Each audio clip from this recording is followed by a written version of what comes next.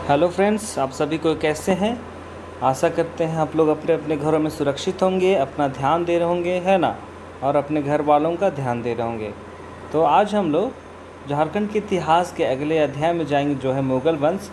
जो झारखंड से संदर्भ में महत्वपूर्ण क्वेश्चंस होंगे, जो आने वाले हर एक एग्ज़ाम्स के लिए बहुत ही महत्वपूर्ण होगा, है ना।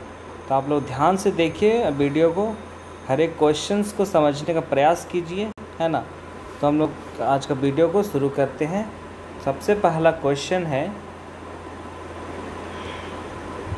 चेरो वंश के संस्थापक का कौन है, या फिर चेरो वंश के संस्थापक का नाम क्या है। तो इसका आंसर होगा भगवत राय, है ना। और ये जो चेरो वंश है पलामू जिला से संबंध रखता है ना, पलामू जिला से। ये अगर आप लोग क्वेश्चंस आता है कि चेरो वंश कहाँ से संबंधित है, तो पलामू वंश से, पलामू से संबंधित है ना। तो आप लोग ध्यान दीजिएगा इन बातों को, ठीक है।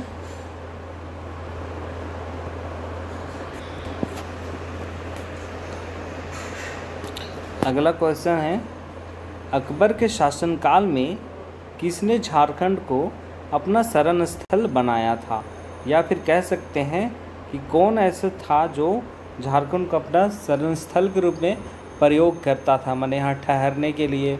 जब भी वो किसी अन्य राज्यों में जाता होगा, चाहे वो व्यापार के लिए या फिर आक्रमण के उद्देश्य से, तो झारखंड रास्ते पे पड़ता था, झारखंड मार्ग का प्रयोग करता था और वह शरण स्थल के रूप में इसका प्रयोग करता था। तो वो कौन लोग थे? अफ़गान लोग थे, ठीक है। जो अफ़गान लोग थे वो झारखंड को शरण स्थल के रूप में प्रयोग करते थे, ठीक है। अगला क्वेश्चन है, क्वेश्चन नंबर 3, शंख नदी में हीरे मिलने के कारण मुगल के कौन कौन शासक आकर्षित हुए, है ना। कहाँ आकर्षित हुए? झारखंड की ओर, ठीक है। कौन कौन शासक आकर्षित हुए झारखंड में? अकबर और जहांगीर। और कारण क्या था? शंख नदी में हीरे मिलने के कारण, ठीक है। अगला क्वेश्चन है, अकबर के सेनापति शहबाज खान जो 1585 ईस्वी में किस वंश पर आक्रमण किए थे? किसने? अकबर के सेनापति शहबाज खान, है ना। कहाँ किया था? वंश नागवंश पर। कब? 1585 ईस्वी में। हर एक चीज़ को, है ना, ध्यानपूर्वक देखना है, क्योंकि एक क्वेश्चन से 2-3 क्वेश्चन निकल सकते हैं, है ना। यहाँ पे क्वेश्चन बन सकता है, अकबर 1585 ईस्वी में अकबर का सेनापति कौन था? शहबाज खान, है ना। या फिर नागवंश पर शहबाज खान ने किस वर्ष आक्रमण किया? 1585। 2-3 क्वेश्चन ऐसे निकलते हैं एक क्वेश्चन से, है ना। तो हर एक क्वेश्चन को ध्यानपूर्वक देखना है, समझना है। अगला क्वेश्चन है, सिंहभूम क्षेत्र में मुगलों का प्रवेश किसके समय में हुआ था? सिंहभूम क्षेत्र में मुगलों का प्रवेश कब, किसके समय में? अकबर राजा के समय। मतलब मुगल का शासक उस समय अकबर थे, और उस समय ही अकबर शासन के टाइम में ही मुगलों का प्रवेश सिंहभूम में हुआ था, ठीक है। अगला क्वेश्चन है, क्वेश्चन नंबर 6, मानसिंह ने 1575 ईस्वी में दक्षिण बिहार के किस क्षेत्र पर अधिकार कर लिया था, या फिर जमा लिया था? किसने? मानसिंह ने। और ये मानसिंह कौन थे? अकबर के क्या थे? सेनापति। अकबर के सेनापति थे, ठीक है। तो उन्होंने रामपुर हजारीबाग, है ना, रामपुर एक जगह है जो हजारीबाग जिला में है ना। तो उस पर मानसिंह ने 1575 ईस्वी में अधिकार लगा लिया था, है ना। अगला क्वेश्चन है, मानसिंह के समय पलामू के चेरो शासक कौन थे, है ना। जब मानसिंह जब झारखंड में आक्रमण किया, तो उस समय पलामू में चेरो शासक कौन थे?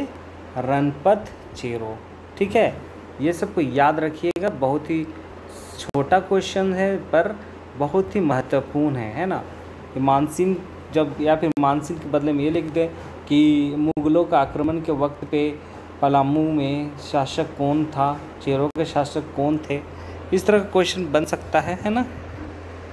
अगला क्वेश्चन है, चेरो राज्य किस मुगल शासक की मृत्यु पर पुनः स्वतंत्र हो गया?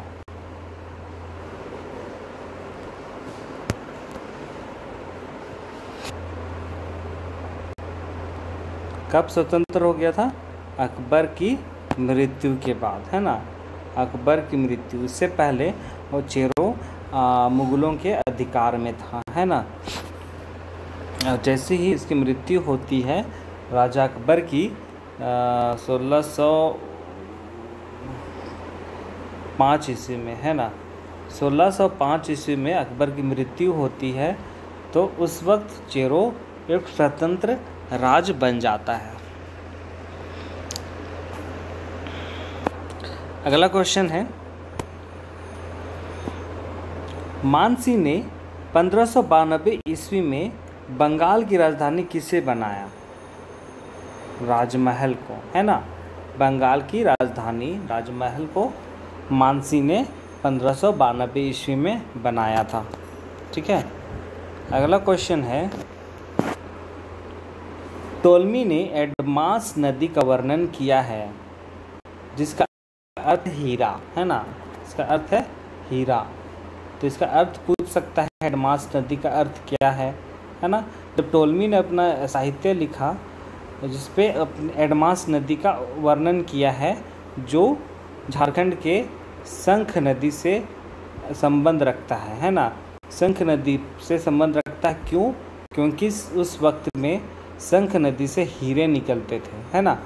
तो इस कारण से टोलमी ने जब अपना साहित्य में लिखा तो शंख नदी के बदले उन्होंने एडमास नदी का शब्द का प्रयोग करके इस नदी के बारे में उल्लेख किया है, ठीक है।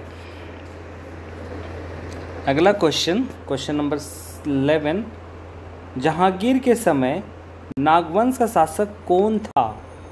जहांगीर जब राजा बनता है, मुगल शासक बनता है, तो उस वक्त दुर्जनसाल नागवंश के शासक होते हैं। और ये जो दुर्जनसाल थे वो अपनी राजधानी खुखरागढ़, है ना, खुखरागढ़ पे अपनी राजधानी बनाया था, है ना। और ये खुखरागढ़ कहाँ है? बेड़ो, ओके, बेड़ो, है ना, जो रांची जिला में ही है। रांची से लगभग कह सकते हैं 30 किलोमीटर, है ना, की दूरी पे है। तो जहांगीर के समय नागवंश शासक कौन था? दुर्जनसाल, ठीक है। अगला क्वेश्चन है, हीरों के राजा के रूप में कौन प्रसिद्ध था? हीरों के राजा, है ना, डायमंड्स किंग, कौन प्रसिद्ध था? दुर्जनसाल, जो एक नागवंशी शासक थे, क्योंकि उसके शासन में जो शंख नदी है उसी के शासन क्षेत्र में पड़ता था, है ना। और वहाँ पे हीरे मिलते थे और उसका देखभाल उसके ही अधिकार में था, दुर्जनसाल के अधिकार में था, जिसके कारण दुर्जनसाल को हीरों के राजा के रूप में जाना जाता था, ठीक है। अगला क्वेश्चन है, जहांगीर ने 1612 ईस्वी को किसे बिहार का सूबेदार बनाया था? किसने? जहांगीर ने जफर खान को बिहार का सूबेदार बनाया था, ठीक है। ये याद रखिएगा, कब बनाया था, किसे बनाया था और कहाँ का सूबेदार बनाया था, है ना। इन सब बातों को याद रखना है। अगला क्वेश्चन है, 1615 ईस्वी में जहांगीर ने किसे हीरा के खान पर अधिकार करने को भेजा? कहाँ? हीरा के खान को अधिकार करने के लिए किसने? जहांगीर ने। और किसको? इब्राहिम खान को भेजा। और कब? 1615 ईस्वी में, है ना। 1615 ईस्वी में जहांगीर ने इब्राहिम खान को हीरों के खान पर अधिकार करने के लिए भेजा था। अगला क्वेश्चन है, ये आखिरी है, जहांगीर ने दुर्जनसाल को कहाँ का, माफ़ कीजिएगा, दुर्जनसाल को कहाँ 12 वर्ष तक कैद में रखा, है ना। किसे? दुर्जनसाल को। दुर्जनसाल कौन था? नागवंशी शासक था, ठीक है।